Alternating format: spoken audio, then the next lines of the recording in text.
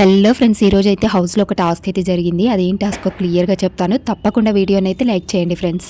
ఉన్నదే 2 నిమిషాలు, తప్పకుండా లైక్ చేయండి. ఇక ఏమైందంటే, ఎప్పుడు ప్రతి సీజన్లో ఫ్యామిలీ వీక్కి టాస్క్లు అయితే ఏం పెట్టరు. ఇంకా డైరెక్ట్ ఫ్రీజ్ అని చెప్పేసి ఇంకా ఫ్యామిలీని అయితే పంపిస్తారు కదా లోపలికి. ఈసారి అయితే అట్లా కాదు. ఈసారి టైం లిమిట్ పెట్టిరు. ఆ టైం లిమిట్ కోసం ఒక టాస్క్ అయితే పెడతారు. ఆ టాస్క్ ఏంటంటే, ఇంకా రకరకాల తాళ్ళు ఉంటాయి, కలర్స్ ఇంకా మొత్తం చిక్కులు ఉంటాయి.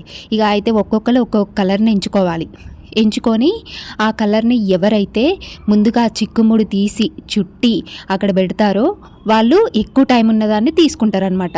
అయితే తనుజ క్యాప్టెన్ కాబట్టి ఇంకా తనుజ అయితే టాస్క్ ఆడలేదు. డైరెక్ట్ తనుజకి ఎక్కువ టైం ఉన్నది తీసుకోమన్నారు బిగ్ బాస్.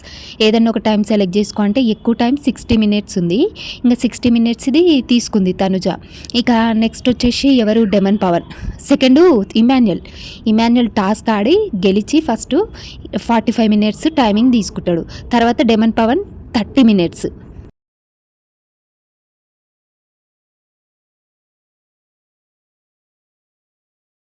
ఇక తర్వాత రీతు, దివ్య వీళ్ళైతే 20 మినిట్స్.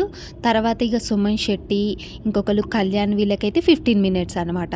ఇక టాస్క్ ఎవరైతే ముందు ఫినిష్ చేసి వెళ్తారో వాళ్ళు ఎక్కువ టైమింగ్ని అయితే తీసుకుంటున్నారు.